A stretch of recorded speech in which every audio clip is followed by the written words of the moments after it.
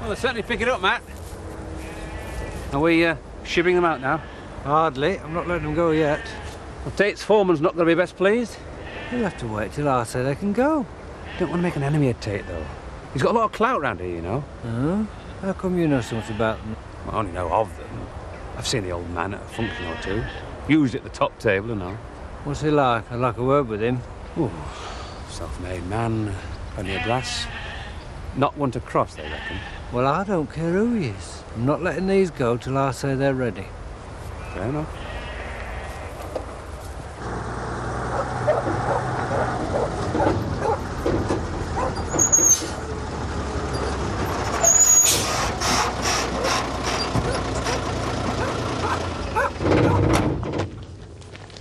Morning.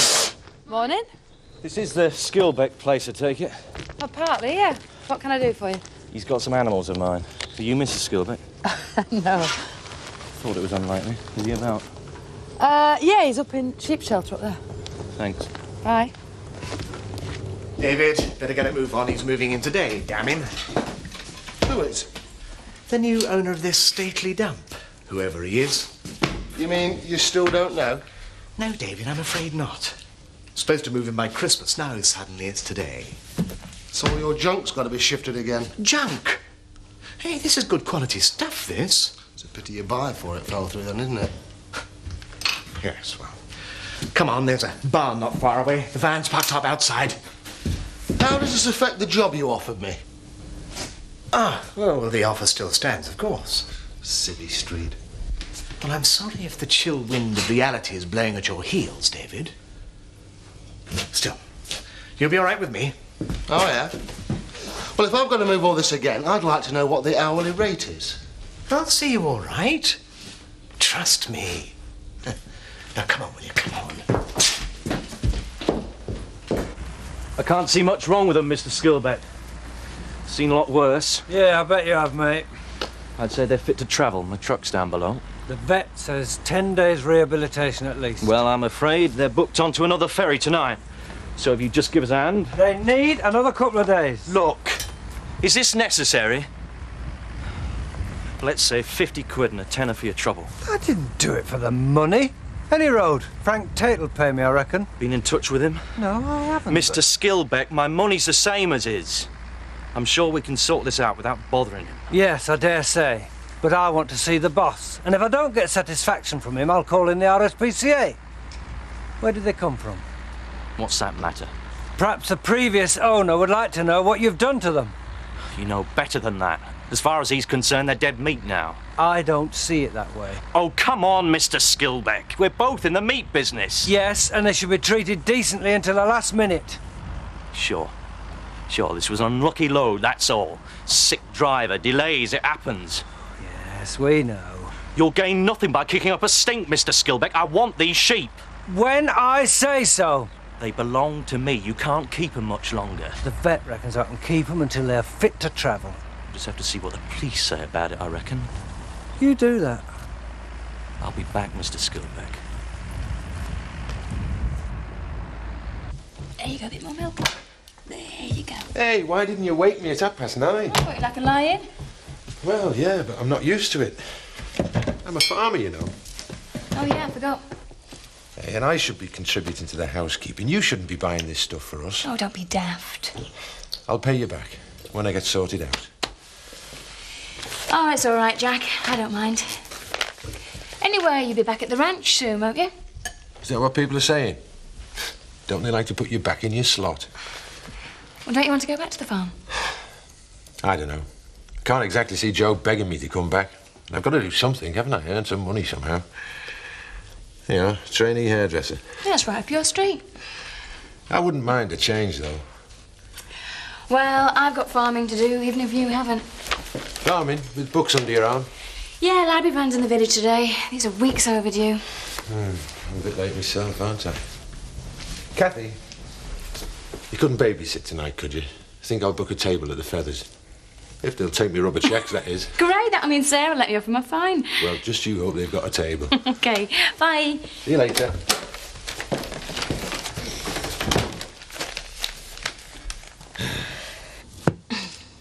Oh, thanks, Sarah. How's the lodger? Behaving himself, I hope? Oh, you know, Jack. It's nice to have Robert around. Yes, of course. I'm looking forward to babysitting tonight. Hope you have a good time. Sorry? Oh, forget I said that. What do you mean, Kathy? No, it's nothing, Kathy? Oh, Jack's booked a table at the Feathers. Well, he must be taking someone else. I haven't had a word. That's just it. I've spoilt his surprise. He should have asked me first. Me and my big mouth. I'm sorry, Sarah. Jack's the one who should be sorry. I haven't had so much as a phone call since he's been back. I've heard of complacency, but this is ridiculous. Not as easy as it looks, is it, son? Apprentice beautician, office junior. Doesn't anyone get a job in this country over 16? I think you stand a better chance than I do.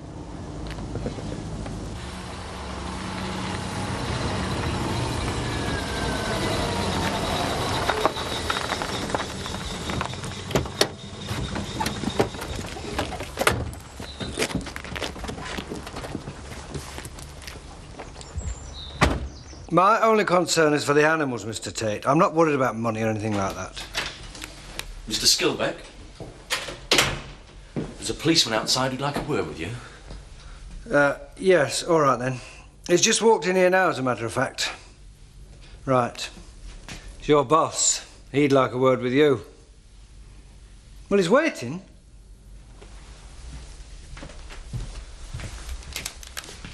Yes. But you don't understand. But this guy just took... Yeah. I will, yeah.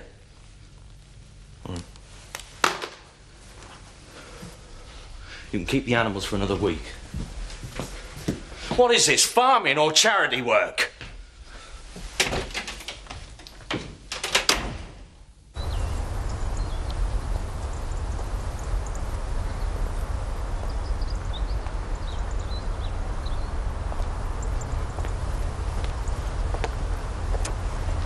Hello, stranger. Read any good books lately? Hello, Sarah. Is that all you've got to say to me, Jack? I'm sorry I haven't been in touch. Oh, well, that's all right then. Well, I've had a lot on my mind. And I have been thinking about you. Pity we're not telepathic, isn't it? Anyway, if you're not too busy tonight... Don't tell me. You've booked a table at the Feathers. Good God. You are telepathic. Thing is, who's it for, Jack? Come on, Sarah. Well, look at the time, Jack. I don't suppose it occurred to you that I might be doing something tonight. Are you? Well, no, but... Well, what's the problem then? Well, there isn't a problem. But I might have been seeing Jerry tonight. But you're not. Well, no, as it happens. 8 o'clock at the Feathers, then? Well, you might have asked me before you booked the table. Well, I was lucky to get one at such short notice. You were luckier to get me at such short notice. I wanted to surprise you. Well, it's a good thing I like surprises then, isn't it? Yeah. And here's another one for you. Do you mind paying for the meal? It's just that I'm flat broke at the moment. Terrific. You must be joking. Sarah?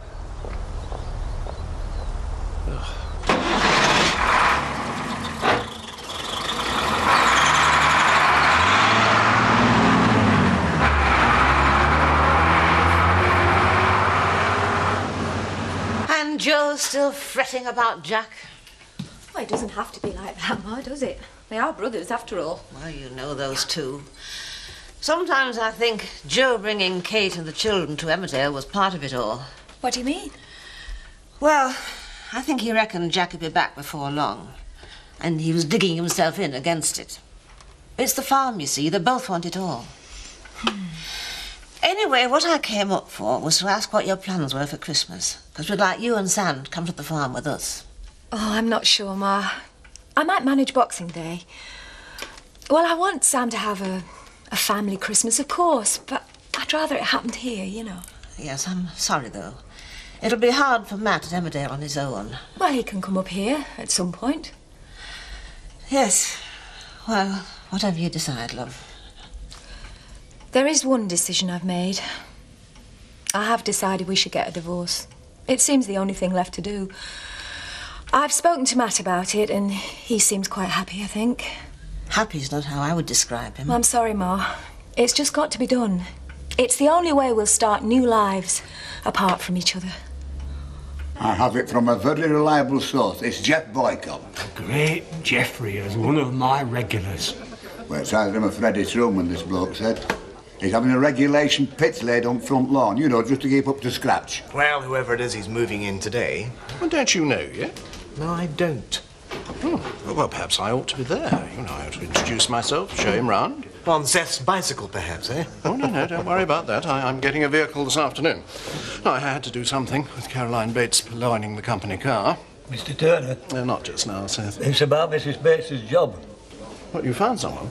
Well, I was thinking of Jock or Bill. They're desperate for work. And they're desperately short of IQ. No, it's out of the question, Seth. Eric, I would be grateful if I could be the first to know when whoever it is does appear. Yes, sure. It'll be a close second, I promise. So, you've not filled in your beloved's vacancy yet, eh? Well, it's difficult to find someone as efficient as Caroline. Or as cheap. Cheaper, hopefully. Oh, what about that chap of yours, David Hughes? Now, hang on. No poaching now. No, it's a free market, Eric. Hughes is very useful to me right now. Useful, eh? Oh, good. No, so he can take orders. I'm sure he'd jump at a regular job. You talking about a job, Alan? Tell me more. Well, surely you're not looking for work, eh? Oh, we all have to earn a crust somehow. Good heavens, man, you're a landowner. I hate to think of you being reduced to this. Well, you can't spend land, Alan. So what's the salary for replacing Caroline Bates? You're pulling my leg. No, I need a job, Alan. Maybe not yours, eh? Well, that wasn't an offer. What's the latest, Henry? I need bringing up to date. Oh, Jack Sugden's back. New owner is about to arrive at Home Farm. Speculation as to his identity is rife. I'm folk wondering who it is and all.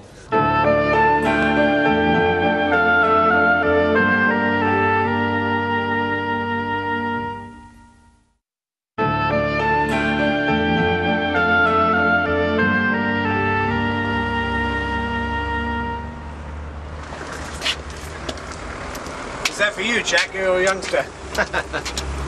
Sometimes it's you or a lad, I'm afraid.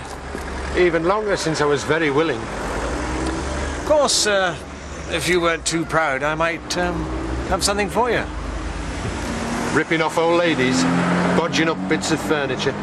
They're all strictly kosher these days, Jack. I'm back in the market. Someone doesn't know about you yet. They will in time. Just trying to help. Suit yourself. Of course, it wouldn't be immediate. I've got a chap at the moment. If Alan does... I wouldn't work for you if you were the last man on earth with an offer. You're like a man with an itch, aren't you? See a Sugden and you can't wait to drag him down. Well, not me, thanks. Well, I'm not worried. You're doing it yourself, aren't you? I don't know how serious he was, Joe. He's probably joking. Yeah, that's the trouble with him. You never know when he's being serious. I mean, is he really considering getting a job in Oxford? I don't know. That's where he said he was going. He wouldn't last 5 minutes behind an office desk. He was brought up to do nothing but farming. What exactly did he say? Hardly anything. Oh, come on, Kathy, this is important. He didn't think you'd miss him if he worked somewhere else. Miss him? Well, not exactly that. Look, he only turns up here if he's either broke or his love life's in a mess. I just wish he was more reliable, Kathy. Look, I want this farm to work for all our sakes. So I want to know if Jack's for us or not. Have you asked him what he wants to do? Oh, he won't know. I'll get some daft answer that's more to do with philosophy than farming. But you could ask him. Yeah, all right. I'll take him out for a drink tonight. Oh, he's going out with Sarah. Well, I'll catch him at the Woolpack. I don't think they're going to the Woolpack. Jack mentioned booking a table at the Feathers. Well, he said he was broke. I'll catch him before he goes, then. I want to put him on the spot. What's it then, Mark? Very determined, I'm afraid. Yeah, well, I suppose it's inevitable. Dolly always likes everything wrapped up nice and neat. I'm sorry, Matt. Will you go along with this divorce? What else can I do? It's all so easy nowadays. In my day, it would have been a disgrace. You'd have felt you were letting everybody down. Still not easy, Ma. Mechanics might be simpler, but it still hurts like hell. Well, I suppose Frank Tate will be tearing that lad apart by now. Serves him right. He didn't seem a bad sort. A bit young. A lot on his plate. Well, I shouldn't be surprised if he gets his cards. There's regulations about carrying animals, Ma'am. It's not just that, is it, Matt? You've seen stock ill-treated every week of your life, one way or another. Don't take it out of the Tates.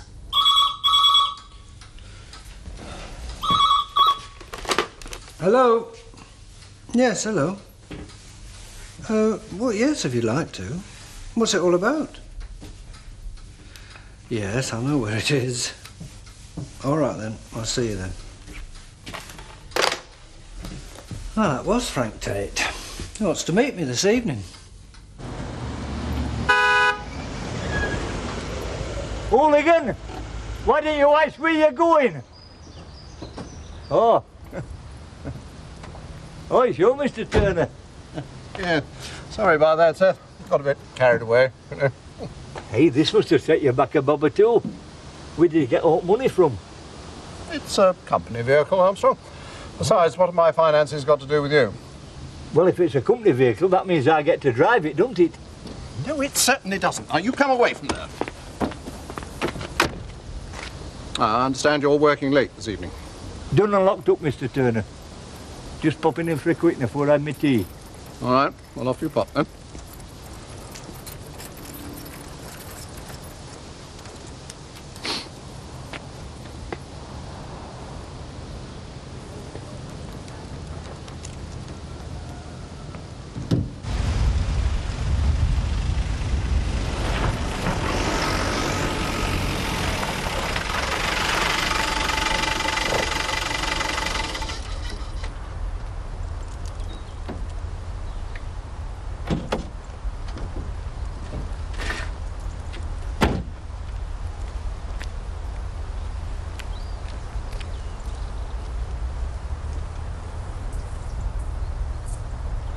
Hello? Hello?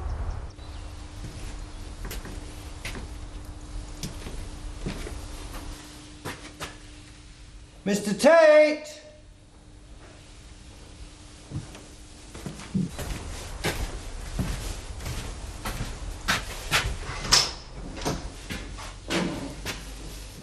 Anybody here? Good grief. A farmer bang on time. Sorry if I made you jump. Didn't hear you come in. Mr. Tate? Well, who do you think it was? The removal man? Don't answer that. Matt Skilbeck. So you're the one that's bought Home Farm? But people want to know what your plans are. What people? Well, Ma, Matt, Henry, me. I've got plans for the farm. What are your plans? I'm trying not to make any. My plans have a habit of crashing down around my ears. I've decided to just take each day as it comes. That's no way to live. And certainly no way to run a farm. What makes you think I want to run a farm? You're doing fine as far as I can see. Ready-made family, feather in your nest very nicely, I'd say. Now... And...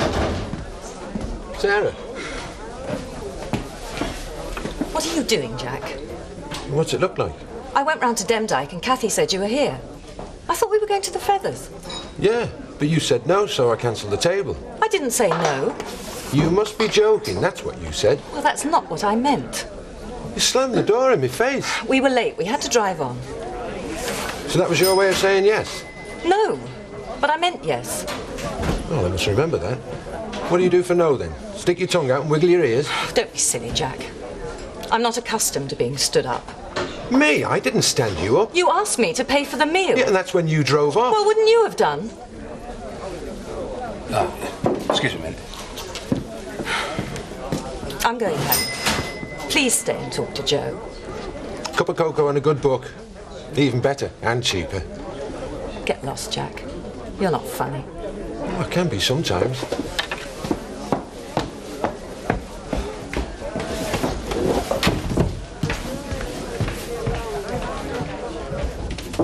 Sarah, stop. I'm ringing a taxi. I want to go home. It was a mistake. I'm sorry. A mistake? You're the most confusing, annoying, irritating... You're upsetting my life again. I didn't mean to. I presumed too much. I was wrong to think you'd pay. How dare you underestimate me? Of course I'd buy you a ruddy meal. I'm sorry. I was just trying to give you a bit of space. I didn't want it to seem as if I thought I was God's gift and I could just step back into your life. Oh, that's extraordinarily tactful for you, isn't it? Hey, now listen. Just because I try and give you a bit of breathing space. Breathing space? You think I want breathing space right now? No, I suppose you don't. I'm glad you're back.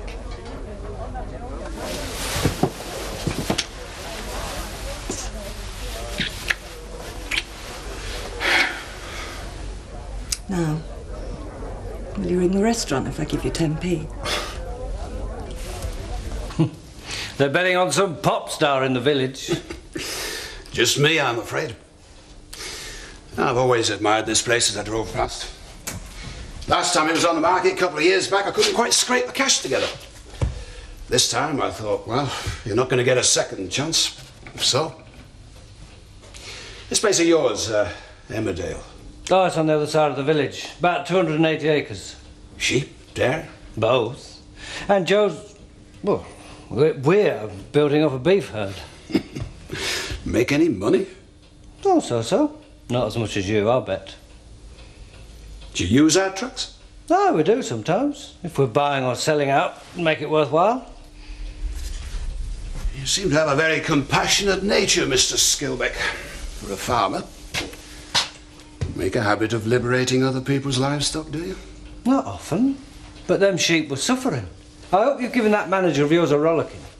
If you talk to him first, instead of driving off the sheep I could do without the advice, Mr. Tate. You'll be blaming me next. My manager was under pressure. I don't like people who take the law in their own hands. Right. I want to see the sheep for myself, and I'll pay you for their keep. All right? All right. But if I were you, I'd sack that cowboy of a manager. He's nothing but a hooligan. Oh, I doubt it. You see, he's my son, Christopher. Good night, Mr. Skilbeck.